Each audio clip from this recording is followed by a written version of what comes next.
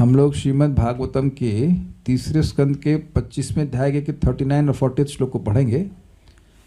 इससे पहले श्लोक पूजा एक बड़ी मज़ेदार बात थी। हमें तो कोई लोग प्रश्न करते हैं, बड़ी मज़ेदार बातें मिल जाती हैं कि एक माता जी हैं, इनका नाम हम नहीं रखेंगे, अभी रिसेंटली ज्वाइन किए हैं। तो अब उनके जो नॉन डिवोटी रिश्तेदार हैं वो कह रहे हैं तुम तो अपना परलोक संभालने में ही लगी हो, अपनी बच्ची को ध्यान ही नहीं दे रही। अब बच्ची बानो नहीं पढ़ना चाहती तो क्या माथा मारें। लेकिन एक इंटरेस्टिंग बात है, वो माता जी तो परेशान थी ना। एक हमें इंटरेस्टिंग बात ये लगी कि जो नॉन डिवोटी हैं वो भी जानते हैं कि परलोक कुछ होता है। ये सोचने वाली बात है ना।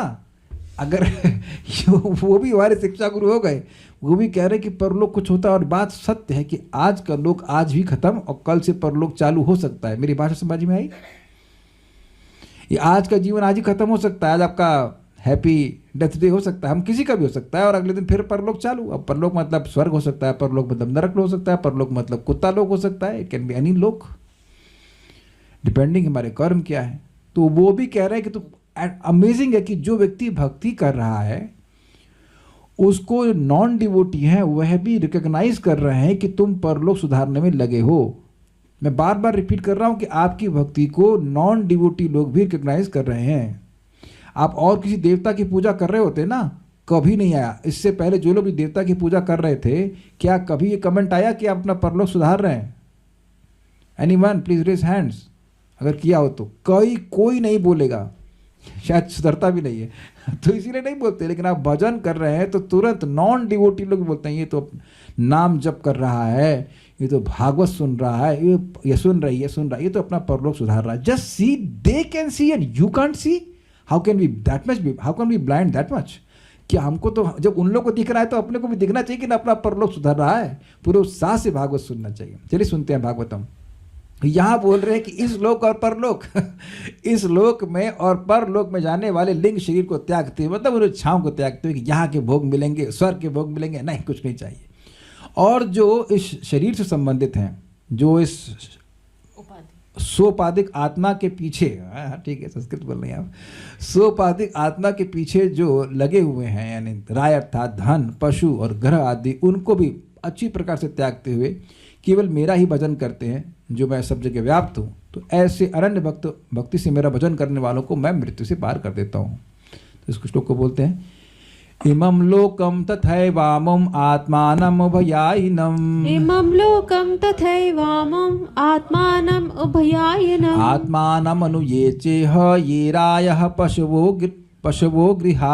आत्मानम् अनुयेचेह ये रायः पशवो गृहा। विसृज्य सर्वानन्याश्च मामेव विश्वतो मुखम्। विसृज्य सर्वानन्याश्च मामेवं विश्वतो मुखम्। भजन्त्यनन्यया भक्त्या तान् मृत्योरतिपारये। भजन्त्यनन्यया भक्त्या तान् मृत्योरतिपारये। इमं लोकं तथैवामं आत्मानम् उभयायिनम्। इमं लोकं तथैवामं आत्मानम् उभयायिनम्। आत्मानम् अनुयेचेह ये रायः पशवो गृहा। आत्मानम् अनुयेचेह ये रायः पशवो गृहा। विसृज्य सर्वानन्याश्च मामेव विश्वतो मुखम्। विसृज्य सर्वानन्याश्च मामेवं विश्वतो मुखम्। भजन्त्यनन्यया भक्त्या तान् मृत्योरतिपारये। भजन्त्यनन्यया भक्त्या तान् मृत्योरतिपारये। अरे आपका हम कर्मी नाम याद आता भाई, डिवोटी नाम बताओ क्या नाम है? मेघश्याम प्रभु। बहुत अच्छा कर रहे हैं आप। आज देखो फोन अपना दूर रख दिए, लैपटॉप से देख करके पढ़ रहे हैं। Very good, thank you so much, this is very good. एक बार डांट खाएंगे सीख गए। ये नहीं कि मतलब आप लोग भी फोन से देख लेंगे, ये नहीं व्हाट्सएप लगातार चेक कर रहे हैं तो भागवत नहीं समझ में आती। Very good, thank you. इमं लोकं तथैवामं आत्मानम् उभयायिनम्। इमं लोकं तथैवामं आत्मानम् उभयायिनम्। आत्मानम् अनुयेचेह ये रायः पशवो गृहा। आत्मानम् अनुयेचेह ये रायः पशवो गृहा। विसृज्य सर्वानन्याश्च मामेव विश्वतो मुखम्। विसृज्य सर्वानन्याश्च मामेवं विश्वतो मुखम्। भजन्त्यनन्यया भक्त्या तान् मृत्योरतिपारये। भजन्त्यनन्यया भक्त्या तान् मृत्योरतिपारये। इमं लोकं तथैवामं आत्मानम् उभयायिनम् इमं लोकं तथैवामम् आत्मानम् उभयायिनम् आत्मानम् अनुये चेह ये रायः पशवो गृहात् आत्मानम् अनुये चेह ये रायः पशवो गृहात् विसृज्य सर्वानन्याश्च मामेवं विश्वतो मुखम् विसृज्य सर्वानन्याश्च मामेव विश्वतो मुखम् भजन्त्यनन्यया भक्त्या तान् मृत्योरतिपारये भजन्त्यनन्यया भक्त्या तान् मृत्योरतिपारये। इस श्लोक को समझना हमारे लिए जरूरी है, क्योंकि इस श्लोक के अनुसार अपने को जीवन जीना है ताकि हमारा मृत्यु समाप्त हो जाए। अब बात यहाँ पे हो रही है कैसे वह भोगों को त्यागता है ना। विसृज्य अन्यांश सारे भोगों को कैसे त्यागता है, बड़ा इंटरेस्टिंग डिस्कशन है। यहाँ मतलब इस जगत में जैसे भोग आदि की आसक्ति में भोगों की प्रशंसा समझी जाती है। भाई इसको समझ जाओगे तो मजा बहुत रिलिश करेंगे। अरे यार मेघ श्याम गोलगप्पे वाला देखे थे आप वहाँ, वो जो पापड़ी बाजार पर समोसा छानता है, तो आप लोग चर्चा करते हैं कि नहीं। वो पकोड़े बन रहे हैं वहाँ, वो छन रहा है, गोलगप्पे छन रहे हैं, तो क्योंकि वो आसक्त हैं इसलिए वह उसकी प्रशंसा करेंगे। भाई this is a take away point, this is very beautiful point. अगर हम किसी चीज़ में आसक्त हैं तो उसकी प्रशंसा करेंगे, ये है आसक्ति का स्पष्ट लक्षण। क्या सबको समझ में आई? भूलना मत। जैसे महाप्रभु से पूछा गया कि वैष्णव का क्या आचरण होगा, क्या होना चाहिए, तो क्या बोले असत संग त्याग एई वैष्णवाचार। देखिए एक बात बड़ी गहराई से समझ लीजिए, महाप्रभु की कृपा से आपको मुझको प्रेम मिलेगा, ये क्लियर है। तो महाप्रभु जो चाहते हैं बस वो करेंगे तो पक्का प्रेम देंगे। नमो महावदन्याय कृष्ण प्रेम प्रदाय। राधा रानी के मूड में बस उनको प्रसन्न कर दीजिए। कैसे प्रसन्न करेंगे बताइए? असत संग के त्याग से। अब आप कहेंगे असत संग के त्याग से, ये क्यों नहीं कह सत्संग? नहीं, सत्संग में आएगा लेकिन उसको असत भी त्यागना होगा। तो असत मत तो बोले कि स्त्री संगी असत संग त्याग ए वैष्णवाचार। स्त्री संगी एक कृष्ण अभक्त आर। जो स्त्री में आसक्त है वो एक व्यक्ति है असत, और जो अभक्त है अर्थात मायावादी। तो मायावादियों की संगत तो देखिए हम लोग करते नहीं है, तो स्पष्ट है। लेकिन स्त्री संगी मतलब अब जो स्त्री की ही प्रशंसा में लगा हुआ है, उसको सुनने में, उसको बोलने में और ये सब बातें। तो आप समझिए इससे अब ये प्रश्न किया गया है गृहस्थों के द्वारा। गृहस्थों ने महाप्रभु से पूछा कि वैष्णव का आचरण क्या होता है। गृहस्थ भक्त ने पूछा, तो महाप्रभु ने कहा स्त्री संगी एक।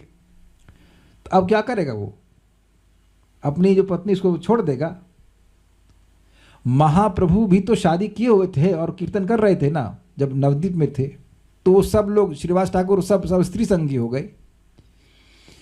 तो आप समझने का प्रयास कीजिए, संग मतलब होता है आसक्ति, और जिसमें व्यक्ति आसक्त होगा वो वाणी से उसकी प्रशंसा या निंदा जरूर करेगा। निंदा, हाँ जी निंदा भी, ये नेगेटिव आसक्ति है। किसी की निंदा चर्चा कर रहा है तो वह भी तो व्यक्ति मन में है, तब ना उसके दुर्गुण को अप्रिशिएट कर रहे हैं। क्या मैं समझा पा रहा हूं?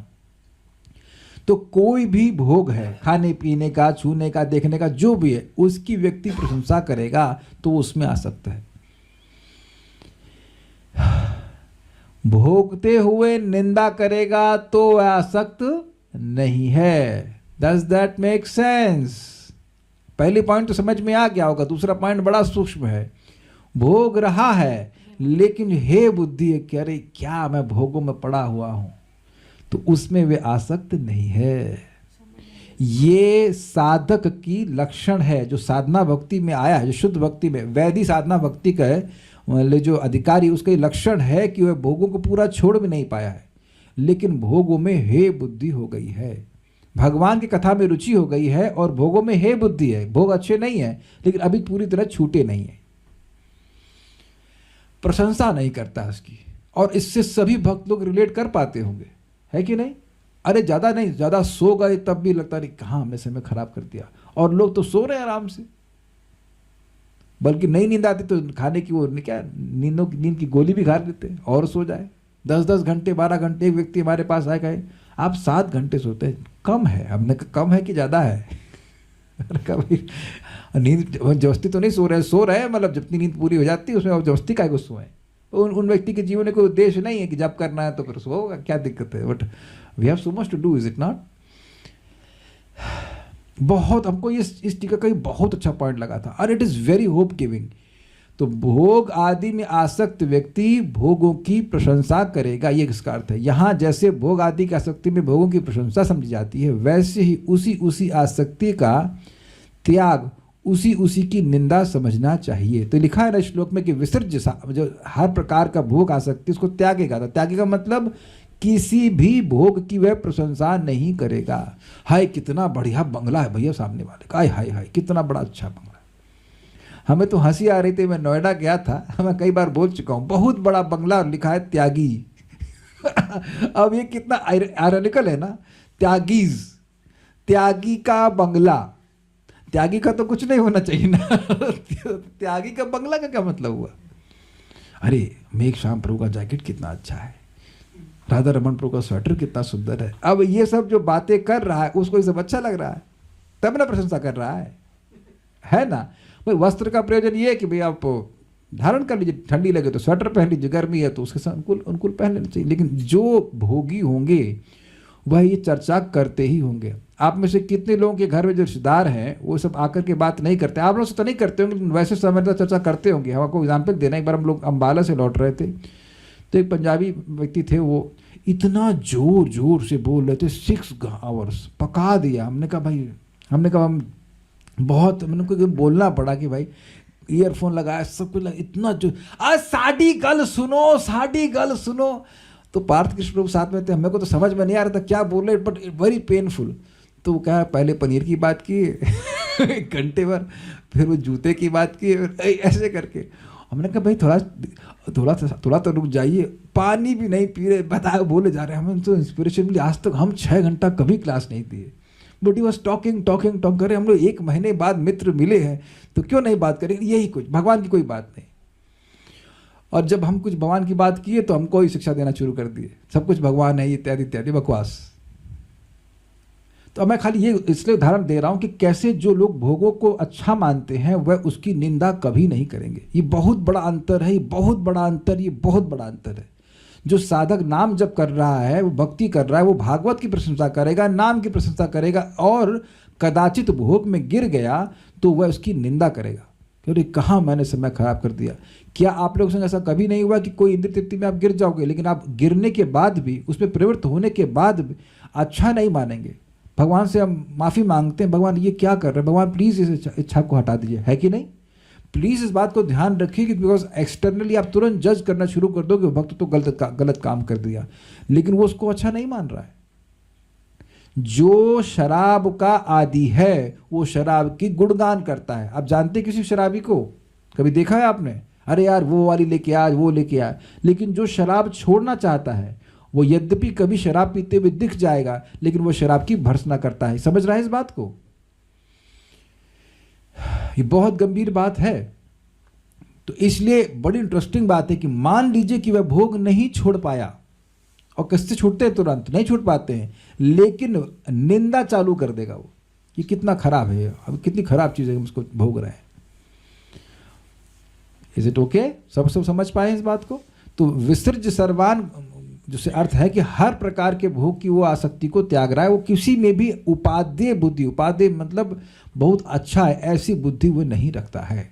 तो अब आप देखिए, अपने जीवन में देखिए, अगर आप जाप कर रहे हैं और ऐसी बुद्धि का निर्माण हो रहा है कि भागवत बहुत बढ़िया चीज़ है और ये आहार निद्रा भय मैथुन आदि के जो ये भोग हैं ये अच्छे नहीं हैं, तो आप समझ सकते हैं कि ये बहुत बड़ी प्रगति का लक्षण है। You are not glorifying. आप में से कोई व्यक्ति कभी बोला, प्रभु जी आपको पता है मैं 9 घंटे सोता हूँ, मैं फॉर्मेशन नहीं देना चाहता, लेकिन do you feel proud about it? Would you like to feel proud about it? बल्कि भक्त ये बोलेगा, अरे प्रभु जी 9 घंटा नींद आती है, वह कैसे कुछ कम कर सके, हम एटलीस्ट 6 घंटे पे ले आए ताकि कुछ 3 घंटा भजन करने का मौका मिले। आप लोग भी सोचते होंगे ना कि थोड़ी कम नींद में पूरी फ्रेशनेस आ जाए तो और एक्स्ट्रा चैंटिंग कर लें, पढ़ाई कर लें, होता ही है, इज इट नॉट? तो ये इंटरेस्टिंग है कि यद्यपि भक्त कुछ भोगों को न त्यागता हुआ दिखे, लेकिन उसने उसकी आसक्ति त्याग दी है। वो कैसे मालूम चलेगा? क्या समझ में आया वेद बात नहीं? बोलिए। वो अगर उसकी निंदा कर रहा है, हे मान रहा है उसको। हे मान रहा, प्रवृत्त होने पर भी वह हे मान रहा है कि ना ये अच्छा नहीं है। अच्छा, आप लोग मान लीजिए क्लास में कुछ सुने और उसके बारे में बोले, अरे ये क्लास में बड़ा अच्छा पॉइंट था, ये कितना सुंदर पॉइंट था, ये बड़ा महाराज ने वो बड़ा अच्छा बोला। तो जब आप भागवतम की ऐसी प्रशंसा कर रहे हैं तो ये क्या सूचक है? बोलिए माइक बताइए। उपादेय मान रहे हैं। उपादेय तो मान रहे हैं, ये सूचक किस चीज़ का है? जब हम किसी की प्रशंसा करते हैं किसी भी वस्तु की, किस चीज़ की सूचना देता है? उस सुख मिल रहा है हमें उससे, प्रशंसा, आसक्ति। You are getting attached to that. देखिए, आप भले इस कार्य को किए होंगे लेकिन करते भी होंगे कि क्लास में कोई अच्छी लगी तो आपने उसे शेयर किया, अच्छा लगा, लेकिन अब क्लियर ये आपको चक्रवर्ती पास में समझ में आ रही बात कि जब आप गुणगान करने लगते हैं किसी भी वस्तु का, आप उसमें अटैच होते जा रहे हैं। ये सबको समझ में आ रहा है, इसे बड़ा इंकरेजमेंट मिलता है कि अरे बड़ी अच्छी क्लास थी, बड़ा अच्छा लगा हमको, बड़ा अच्छा हमको पॉइंट लगा। तो वो अब, लेकिन ये सहज रूप से, जबरदस्ती नहीं कि भाई ऐसे नहीं, सहज रूप से जो आपको अच्छा लगा, बोलने लगे तो लग रहा है कि हाँ ना ना ना ना तो बहुत अच्छा है। अच्छा, एक और एंगल से आप देखिए कि जिस चीज़ में आसक्त नहीं होते हैं उसके लिए मन में संकल्प तो आता है कि यार इसके बिना भी जी लेते तो अच्छा रहता। समझे बात? कुछ समझ में आया? जिस चीज में आसक्त नहीं होते हैं, भले उसको छोड़ ना पा रहे हैं, लेकिन मन में संकल्प आता कि ये नहीं होती तो अच्छा होता। मान लो कोई शराब पी रहा है, शराब छोड़ना चाहता है, तो वो जानता है ना इसके बिना भी जी लूंगा मैं। वो अभी छोड़ नहीं पा रहा, लेकिन उसके मन में हे बुद्धि, मतलब अच्छा नहीं, इसके बिना भी जी लूंगा मैं। लेकिन जिसमें आसक्त होता है उसमें ये बुद्धि कभी नहीं आती है कि इसको छोड़ के हम जी लेंगे। मैं फिर रिपीट करूंगा, जिस वस्तु में आप आसक्त होते हो उसके प्रति ये मन में भी संकल्प नहीं आता कि इसको छोड़ के हम जी लेंगे। सिंकिंग या नॉट सिंकिंग? अगर समझ में आया तो लाइक बटन दबाइए। ये लोग सब सो रहे हैं ठंड में, अपना सब लोग हाथ ऐसे ना उसमें अंदर घुसा लिया जेब में, और क्या आप रोज ठंड में हाथ बाहर निकलवा रहे हैं। अच्छा चलिए, अब एक और हम पोल ले लेते हैं। कितने लोग जब कोई बारे में ऐसा सोच ली कि हम जब के बिना तो हम नहीं जी सकते? भाई जी सकते, मतलब I can not spend a day without chanting Hare Krishna मंत्र। आर्य स्वामी, सॉरी कैसे बोलूँ, स्वामी जी बोल रहे हैं। सुयशा माता जी, अभिषेक प्रभु, योग निद्रा माया, योग माया। Okay, very good, very good. So now are you able to understand that you have develop attachment for chanting? मैं बार बार ये बात दिखाना चाहता था कि आप इस बात को समझें कि आपने भक्ति में प्रगति की है। तो फिर मेडिसिन नहीं चेंज करेंगे कभी आप। इससे पहले मैं आगे जरा ठहर के विचार कीजिए कि क्या आप छोड़ सकेंगे चैंटिंग को। मैं ये नहीं कह रहा हूं कि कल आपकी चैंटिंग अच्छी ही होगी, I don't, that is not, ना मेरी अच्छी होगी नहीं मुझे पता नहीं, लेकिन अच्छी इन द सेंस टेस्टफुल होगी नहीं होगी, लेकिन अब चैंटिंग नहीं करेंगे ऐसे क्या होगा भाई? 16 माला नहीं करेंगे ऐसे कैसे हो सकता है? अगर ये भैया आ गया है ना तो आप आ गए इस फोल्ड में आ गए, मृत्यु के पास जाने वाले फोल्ड में आ गए। यही बोल रहे हैं ना कि भगवान में आसक्त, भगवान की सेवा में आसक्त, उसको छोड़ने का मन नहीं बनता है, और भोगों के प्रति बुद्धि रहती कि जो बचे वो भी खत्म हो जाते तो अच्छा रहता, उसकी निंदा कर रहा है। नोट, जिस प्रकार भौतिक भोग में आसक्त व्यक्ति भोग की प्रशंसा करता है, उसी प्रकार जिसने उस भोग का त्याग कर दिया है वह उसकी निंदा करता है। मतलब इंटरनली तो त्याग कर दिया उसका, भले एक्सटर्नली थोड़ा ना छूटे, लेकिन अब त्याग करते। देखिए स्वाभाविक सी बात है कि जो चीज़ आपको अच्छी नहीं लगती, उसकी निंदा करते, उसको आप रोज ग्रहण नहीं कर सकते हैं। समझिए बात, क्या सबको समझ में आया? कान खोल के सुनो मैं क्या बोल रहा हूँ। जिसकी आप निंदा करते हो उसको आप रोज नहीं ग्रहण करने वाले हो। You may succumb to my your मतलब कहते वीकनेसेस ऑफ हार्ट, बट रोज नहीं कर सकते। जो भी भक्त जिस भी कठिनाई से जूझ रहा है उसके प्रति हे बुद्धि है कि नहीं, ये अच्छा बिल्कुल नहीं है, ये अच्छा बिल्कुल नहीं है। और जैसे बढ़िया से चैंटिंग करते रहे, अगर कर सके 16 माला नॉन स्टॉप रोज सुबह, तो आप देखेंगे इतनी तीव्रता से हे बुद्धि आएगी आपको, हे कि आपको जीरो हो जाएगा, आपके जीवन से जीरो हो जाएगा। Zero mean zero, you will be surprise. ये गया कहाँ? आप 5 साल पहले अपने आवाज देखो, यार ये 5 साल तो बहुत बोल दिया मैंने, 1-2 महीने भी करके देखिए तो आप देखेंगे यार वो तो गायब हो रहे हैं भाई। I am becoming dam in disinterested in this things. निंदा की बात क्या, वो अब उसको रजिस्टर नहीं कर रहे, खत्म हो जा रहे हैं। भगवान का नाम अनंत रूप से शक्तिशाली, एनर्जी तो लगाइए। I hope you can understand my conviction and there is some reason for that. Is it not? There is some reason why I'm speaking like this. मैं उसको खोल के नहीं बता सकता हूँ, but there is a very strong reason why I'm speaking like this. Because it works, it damn works. You work it out. ढीला ढाला करते रहेंगे, कुछ काम करते हुए, इन द सेंस मतलब कुछ व्हाट्सएप चेक करते हुए, तो फायदा नहीं महसूस होगा। बट आप बढ़िया से बैठकर बड़े से चैंटिंग कीजिए, और ऑब्वियसली वैष्णव की निंदा मत कीजिए। आप रिजल्ट देखिए, 1 महीने में रिजल्ट देखिए, 1 मंथ, बट एक भी दिन मिस नहीं होना चाहिए। You wake up in the morning and chant nicely. There is no question of a hazy consciousness कि अच्छा क्या है बुरा क्या है। There is no question, there is no question. ये एकदम साधक को क्लियर रहेगा कि भाई मैं यहाँ क्यों हूँ और मुझे कल क्या करना है। And it's very simple and straightforward. Chanting is very powerful. Bhagavatam is extremely powerful. जैसे श्रीमद् भागवत 11, 20, 28 में उद्धव से श्री कृष्ण का कथन है, जुषमाणश्च तान कामान दुखो दरकाश्च गर्हयन्। यद्यपि मेरा भक्त कभी कभी इंद्रिय भोग में प्रवृत्त हो जाता है, उसको पता ही खराब है, उसको पता है श्लोक यही संस्पर्शता भोगा दुख योने एवते आद्यंतवंत कौन्तेय न तशुरमते बुधा। और उसको अनुभव भी है कि भोग आदि करके हम सुखी न तो कभी हुए हैं ना कभी होंगे। अरे यार, एक चीज सिंपल सी बात है, अब ये शरीर जो है सब जड़ है, इसको चाट करके सुख चूम करके क्या किसी को सुख मिल सकता है। स्पर्श सुख में कहीं भी स्पर्श कोई कर रहा है तो उसे क्या सुख मिल सकता है? मिल ही नहीं सकता है। ये तो बॉडी है ना भाई, जड़ है, जड़ पदार्थ है। अगर वाकई स्पर्श सुख चाहते हैं तो हरि नाम का जीव से स्पर्श करना चाहिए और उस नाम से कान का स्पर्श करना चाहिए। दैट इज रियल स्पर्श सुख। जीवा स्पर्शे आज चंडाले सबको उद्धार। जीव से स्पर्श होते चंडाल पर्यंत सबको उद्धार कर देता है ना। अनुभव भी हुआ होगा, कभी कभी जीव पे भी रस मिलता है, मिला। इट इज अमेजिंग कि आप सामान्यतः कुछ बोलेंगे तो जीभ पे नहीं महसूस होता है कुछ, बट नाम प्रभु ऐसे दयालु हैं कि कभी कभी जीभ पे भी वाइब्रेशन। आपने किसी ने महसूस किया है? जीभ पे भी टेस्ट होता है। It is strange vibration, very amazing. और कान में तो अच्छा लगता ही है, और हृदय में जब it is all good, it is all experiential with in the experience of a साधक। ऐसे हम बोले जा रहे हैं ना, पता नहीं कुछ हुआ भी नहीं है। हो जाएगा, लगे रहो, जिसको नहीं वो हो जाएगा। It works, sometimes it happens like this. महाराज कहते हैं कभी कभी मजा आता है। मजा आता है।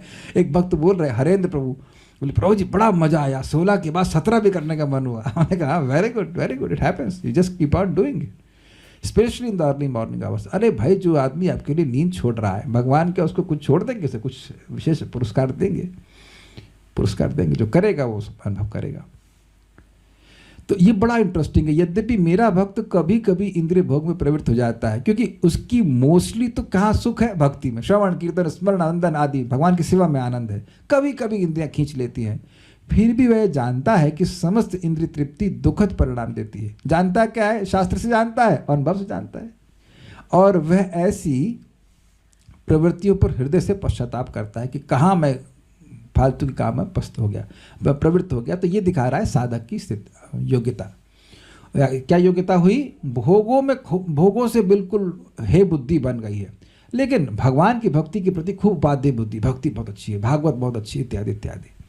तो अब कभी अगर वो गलती में हो भी गई उससे, तो भगवान उसको सीरियसली नहीं ले रहे। वो जानते हैं कि हृदय के दूषण की वजह ऐसा हो रहा है, भक्ति में उसकी रुचि है, वो सब ठीक कर देगी। Is it okay? उसी प्रकार आत्मानम अनु, उस सोपाधिक आत्मा को लक्ष्य करके, अर्थात उसी सोपाधिक आत्मा का आश्रय लेकर जो वर्तमान में पुत्र पत्नी आदि तथा जो व्यवहारिक धन आदि उन सबका त्याग करते हो। क्या मतलब है?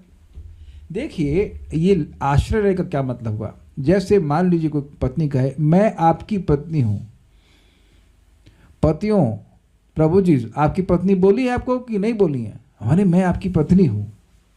तो आप पहले ये मानेंगे ना कि आप देह हैं, तब तो वो मानेंगे कि आप उसके पति हैं। क्यों भाई? Do you agree with this? तो पहले मैंने ये माना कि भाई मैं ये देह हूं, तब कोई लड़की बोलेगी या जो उसको भी वो मान रही है कि ये मेरे पति हैं, और अन्य पापा तो वो मानेगा आप उनके बाप हो, जबकि दोनों की उम्र बराबर है, अनादि। Is it not? अग्रीड है ना? कोई बाप बन रहा है, कोई बच्चा बन रहा है, लेकिन है तो कोई किसी का बच्चा बाप नहीं। Is it okay? मेट्रो में कोई लोग बगल बगल बैठ जाते तो पति पत्नी हो जाते हैं। तो अब ये मान्यता हो जाती, ठीक है, हम उसके अगेंस्ट नहीं बोल रहे, लेकिन वास्तविकता तो ये कि ना आप किसी के पति है ना किसी की पत्नी है, बात तो है। वो सब लोग मान्यता दे देते तो ठीक है, लेकिन है तो झूठ पे ही आधारित ना भाई। और माता पिता का संबंध भी इसी प्रकार से, कर्मानुसार कोई व्यक्ति अपना जन्म ले लिया, उसको बोला माँ हमारा बेटा है, हमारा बेटा है। तो पॉइंट ये है कि तभी तक ये है ना जब तक अपने को देह मान रहे हैं। तो इसीलिए कह रहे हैं सो उपाधिक आत्मा, जो आत्मा अपनी देह से पहचान कर रही है उसके उसके पीछे चल रहे हैं सब लोग, उसका आश्रय ले रहे हैं लोग। हमारे लिए कुछ आप रखे हैं पापा, आप शरीर छोड़ रहे हो, आप जा रहे हो, हमारे लिए कुछ रखे हैं, बैंक बैलेंस साइन कर दीजिए। हमने देखा था ऐसे, हमारे घर में एक व्यक्ति शरीर छोड़ रहे थे, तो उनकी पत्नी ही उनसे साइन करवा ली कहीं कि भाई शरीर छोड़ देंगे तो बड़ी दिक्कत आएगी प्रॉपर्टी को प्राप्त करने में। काश पहले कर दी तो अच्छा होता। But anyhow that's very interesting no, you want, आप कहाँ जा रहे हो उस पर न तो किसी का कंट्रोल है और न किसी को मतलब है ना। सुनना नहीं चाहते शायद लोग, लेकिन ये बात सत्य है। अगर आज हम मर रहे हैं तो किसी का कोई कंट्रोल भी नहीं है और न ही कोई जानना चाहता है। लेकिन जब तक है इस देह में तो आप हमारे हो, हमारे लिए करो, ये करो वो करो इत्यादि बात रहती है। तो करिए, लेकिन कुछ अपने लिए भी तो करिए। तो ये बात भक्त ध्यान रखते हैं कि ये सारे जो संबंध हैं वो टेम्परेरी हैं, और व्यवहारिक धन मतलब जो व्यवहार में प्राप्त करता है, इतना धन आया, इतना लाख गया, उतना लाख गया, इतना लाख आया, ऐसे करके उन सबको त्याग करते हो, मतलब उसकी आसक्ति को त्याग करते हो, ये समझते हो कि भाई ये हमको बचा नहीं सकते, इनकी उपासना, इनकी अनन्य भक्ति हमको नहीं करनी है। अब समझ में आए, अनन्य भक्ति पत्नी की, अनन्य भक्ति बेटे की, और ऐसा होता है। हमारे एक इलेक्ट्रिशियन ने हमको बोला, अब अपने लड़के के लिए तो जीते हैं हम लोग। ओ बाप रे, अच्छा कितना ओपनली लोग बोल भी देते हैं, है कि नहीं। और अच्छा मान लो बच्चा मर गया, तब किसके लिए जियोगे तुम।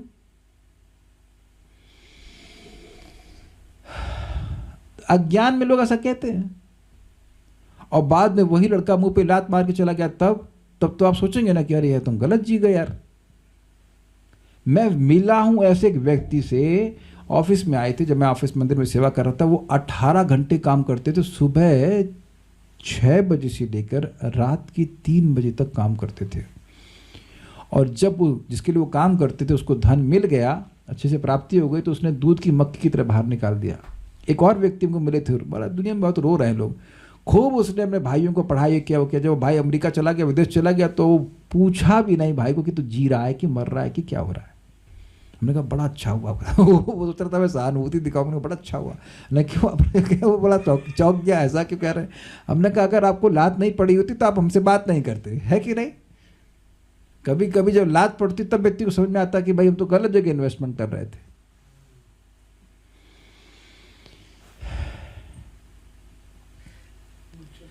जब भी कोई भौतिकतावादी रिश्तेदार हो और वो इन्वेस्ट करने के लिए बोले उस पर, तो 1 सेकंड के लिए अपने को स्नैप करके देखिए कि ये आपका रिश्तेदार नहीं है। अगर ये रिश्तेदार नहीं होता तो आप देते वो पैसा।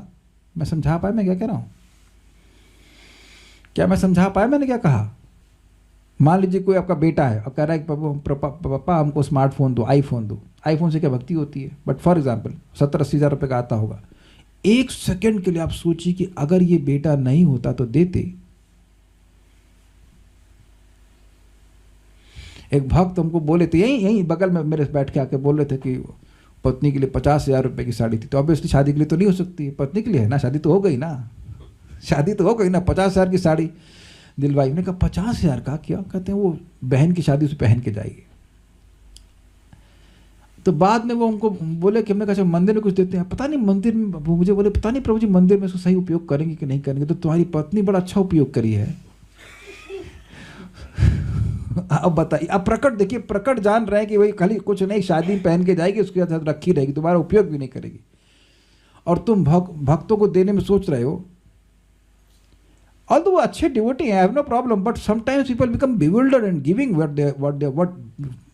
bewildered, absolutely bewildered and doing what they are doing। भाई पत्नी को वस्त्र दिए जाने चाहिए, 50,000 का ही दिए जाना चाहिए। आपकी पत्नी क्या उर्वशी है, अप्सरा है कि क्या है बताइए।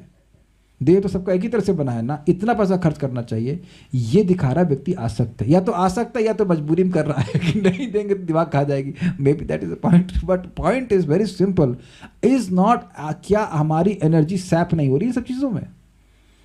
तो ये अनन्य भक्ति हुई ना, कुछ नहीं चाह रहा है, 50,000 रुपए की साड़ी दे रहा है, चाहे वो प्रेम करे या ना करे, है ना? तो आप देखिए इस प्रकार की अनन्यता से साधना करने की लोगों के सामर्थ्य है, लेकिन उसी सामर्थ्य को वहां लगाने से कोई मृत्यु के पार जा रहा है? कोई जा रहा है बताइए? कोई गया आज तक इस तरह से? बल्कि जब जाते समय बोलता है बेटा मैं जा रहा हूं, अपनी मां का ख्याल रखना, और पूछे बाबा आप कहां जा रहे हो, तो उसका उत्तर है उनके पास। तो कह रहे इन सबको त्यागते हुए विश्व तो मुखम माम, सर्वव्यापी मुझे, अर्थात वे जहां भी जाते हैं वहीं उनके सामने मैं स्थित हूं। मतलब इस अंडरस्टैंडिंग से कि भगवान सर्वव्यापी है, सर्वशक्तिमान है, इसलिए उनका अनन्य भजन कर रहा हूं। एक और बात है, इस जगत में आप ये सब जानते हो, आप लोग अच्छे भक्त हो, जगत में कोई कुछ उपकार करता है तो आप क्या सोचते हो? वेदवादिनी आप क्या सोचती हैं उसके बारे में? कभी मैं, आप तो अच्छे डिवोटी हैं, तो ये बताइए कि आप जब आप कभी महसूस हुआ है कभी किसी ने आप पर कोई उपकार किया हो, क्या फीलिंग आती है फिर? ऐसा लगता है कि हम इनके लिए क्या करें। Very nice, this exact answer. सब लोग स्वीकार करते हैं। तो अब जब ये विचार कीजिए, सांस कौन दिया है? अब नॉर्मली लोग विचार नहीं करते, लेकिन सांस तो भगवान दिए ना, जल, सांस, हवा, पानी, सब कुछ भगवान दे रहे हैं। तो क्या उस व्यक्ति के प्रति हमारा कर्तव्य नहीं बनता है? या ये कहे कि हमारे सारे कर्तव्य उस व्यक्ति के प्रति नहीं बनते सुबह से शाम तक? और यह भी विचार कीजिए, आप विचार करो कि अगर आप किसी की सहायता करते हो तो क्या उम्मीद नहीं करते हो कि कुछ करे, कुछ बात माने आपकी? और भगवान कितने दयालु हैं कि अनादि काल से हम उनको रिजेक्ट करते आए, फिर भी भगवान देते जा रहे, देते जा रहे, देते जा रहे हैं। तो सोचिए कि यही भागवत का लाभ है कि व्यक्ति विचार करने लगता है। थोड़ा विचार करेगा तो समझ जाएगा उसको अपनी एनर्जी लगानी कहां पे है। एक अमेजिंग बात है, लोग अपने बच्चों में, अपने बेटों में, बेटियों में एनर्जी लगाते हैं, यद्यपि वो देख रहे हैं कि उस एनर्जी का कुछ रिजल्ट नहीं निकल रहा है, कुछ नहीं निकल रहा है। Is it intelligence? जो पैदा होने से अब तक सुख नहीं दिया वो आगे दुख दे, वो आगे सुख देगा, कुछ गारंटी है जो एनर्जी लगा रहे हैं आप? अब विचार कीजिए, भक्त लोग बुद्धिमान है इस बात में। ठीक है, अपने कर्तव्य करिए, तो कोई प्रॉब्लम नहीं है, लेकिन भगवान के भजन को नेग्लेक्ट करके नहीं। आज तक का रिकॉर्ड है, मुझे तो याद नहीं आ रहा कि मेरा कोई भी रिश्तेदार आ गया हो और उसने मेरी क्लास रुकवा दी हो। इतनी हिम्मत किसी रिश्तेदार की नहीं है। हम ऐसे रिश्ते मानते ही नहीं है, हम मानते ही नहीं है। अगर ऐसा है तो भैया दूर रहो, हमें नहीं चाहिए ऐसे रिश्तेदारी। I am not speaking in that way, but हमारे कोई रिश्तेदार आते ही नहीं। आप लोग क्या जाते होंगे पता नहीं, हमारे तो नहीं आते कोई, आप लोग बचा लेते होंगे। हमारे भी हमारी क्लास है, and they are so respectful. Actually देखिए, मेरा कोई विरोध नहीं है किसी, मेरा कोई द्वेष किसी से भी नहीं है, but we must understand our eternal relationship is with Krishna, और जो भी संबंध इसको पुष्ट करे वो बहुत अच्छा संबंध है। Does that make sense? ये समझ में आ रहा है आपको बात? एक क्षण में सब चेंज हो जाएगा। आज शरीर छूटेगा फिर नए संबंधी, फिर अगला शरीर छूटेगा फिर नए संबंधी। तो ये इंटरेस्टिंग बात है। विश्व तो मुखम मतलब जहां भी जाते हैं वहां उनके सामने में स्थित, मतलब सर्वकाल व्यापी और सर्व स्थान व्यापी। आप, मेरी मम्मी है अभी नहीं है, शरीर छोड़ दिया, पापा है नहीं, सब शरीर छोड़ दिया, लेकिन भगवान है। मैं जब पैदा नहीं था तब भी थे, पैदा हुआ मतलब जीवन में हूं तब भी है, और मरने के बाद भी रहेंगे। कुछ समझ पा रहे हैं आप? कुछ समझ रहे हैं मैं क्या कह रहा हूं? क्यों भगवान का अनन्य भाव से भजन करते हैं? क्योंकि भूतकाल में भगवान साथ दिए, वर्तमान में भी वही चला रहे हैं, और भविष्य में भी वही चलाएंगे। Is it okay? ये जितनी भी व्यवहारिक चीजें हैं ये मुझे नहीं बचा सकती हैं, इसलिए उनको त्यागते हुए। क्या आप समझे? जैसे मान लीजिए कोई आपको रोग हुआ, सबको होता ही है, आप कोई दवा ले रहे हैं और देख रहे हैं कि इससे ठीक नहीं हो रहा है, तब भी लेते रहेंगे। उनका क्यों सेवन करेंगे? उनको व्यवहार में क्यों लेके आएंगे? क्या मेरी बात समझे? तो अब अगर कोई व्यक्ति को विवेक हो जाए, समझ जाए कि अरे भैया देवताओं की पूजा करने से या इन संबंधियों की पूजा करने से, उनकी अनन्य भक्ति करने से क्या मुझे मृत्यु के पार होगा? उत्तर है स्पष्ट, नहीं होगा भाई, नहीं होगा। That is my main problem कि मृत्यु आएगी मेरे को। इस विवेक से युक्त होकर के करता है। मैं बार बार रिपीट कर रहा हूं, जीवों के प्रति प्रेम भाव होना चाहिए, जीवों के प्रति सम्मान का भाव होना चाहिए, द्वेष भाव की बात नहीं कर रहा हूं। लेकिन वो व्यवहार जो मुझे भगवत विस्मृति में लेके जाए, वो मेरा सबसे बड़ा शत्रु है। Is it okay? मैं किसी व्यक्ति को भगवान की विस्मृति में डाल रहा हूं तो मैं शत्रु हूं, और कोई दूसरा व्यक्ति मुझे डाल रहा है तो वो भी मेरा शत्रु है। वो नाम चाहे आप कुछ भी दे दो, माँ, पिता, चाचा, चाची, कुछ भी। Is it sinking? इसलिए इनको त्यागते हुए फोकस करते हैं भगवान के भजन में, भगवान की भक्ति करने में। ये कुछ समझ पा रहे हैं विश्वतोमुखम का मतलब? हर जगह है, हर स्थान में है, हर काल में भगवान विद्यमान है। ठीक है? He is accessible to you. ऐसा आप में से कौन है जो अपने किसी भी एक प्रिय के संग 24 घंटा रहने के लिए तैयार हो जाए? और भगवान 24 घंटा जीव के साथ रहते हैं और अनादिकाल से हैं। तो अब समझ लीजिए कि भगवान का कितना प्रेम है। एक बात सारे माता पिता जानते हैं कि चाहे बेटी और बेटा कितना हो प्रिय लगता हो, जब वो आपकी वो बात स्पेशली ना माने जो आप चाहते हो कि वो माने, तब तो बिल्कुल मन में आता है कि अब दूर चला जाए, सामने ना रहे, है कि नहीं? अगर मेरी बात समझ में आ रही तो, है ना? एटलीस्ट उस समय में तो ऐसा ही रहता है।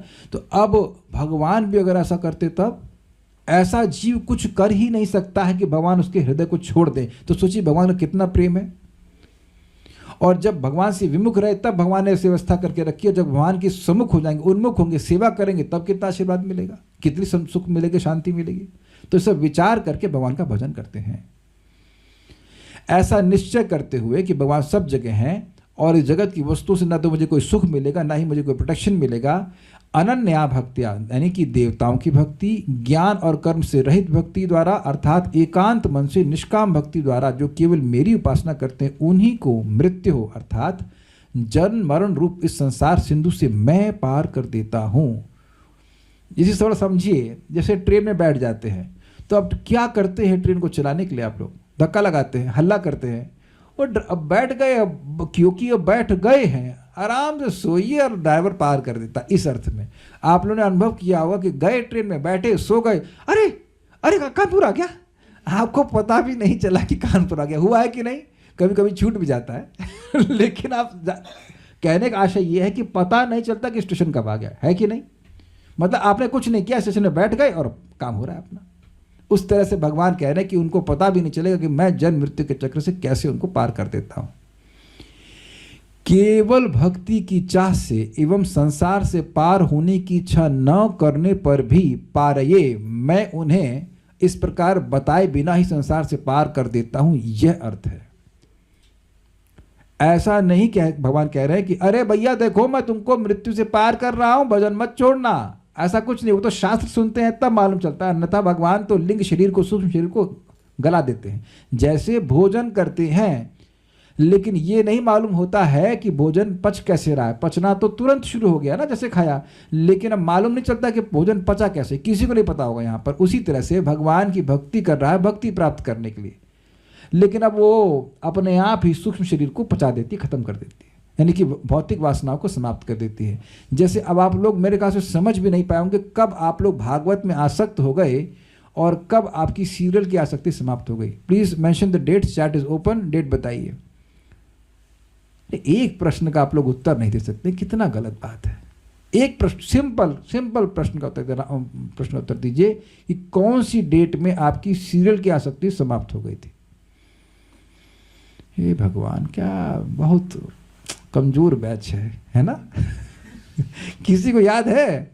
अब समझ में आ गया, क्लियर हुआ? राधा रमन पर कब आसक्ति समाप्त हुई आपकी ये सीरियल देखने की? सब पता ही नहीं चला ना। यही बात मैं प्रमाण आपको इसीलिए देना चाह रहा था कि कैसे भगवान गायब कर देंगे पता ही नहीं चलेगा। जैसे कोई व्यक्ति चोरी कर लेता है, एक दो दिन निकल गया, अरे बटुआ चोरी हो गया हमारा, या पैसा चोरी हो गया, या हार चोरी, ऐसे भगवान चुराते हो। बोल बोल कर नहीं बोलते, ए भाई श्यामली माता जी आपका वो हम आसक्ति हम खींच रहे हैं, ऐसा भगवान नहीं बोलते हैं, चुपके से निकाल लेते हैं। इसीलिए इनको चौरा अग्रगण्य कहते हैं, चोरों में अग्रगण्य कहा जाता है। ही स्टील्स, ऐसा इनको हरि कहा जाता है। आप परेशान है कि भगवान कब छीनेंगे, और उन्हें कोई वो बिना परेशानी दिए आपको चुपचाप चुरा लेंगे। यू विल सी कहाँ गए अनर्थ हमारे। That's how is Krishna is like this.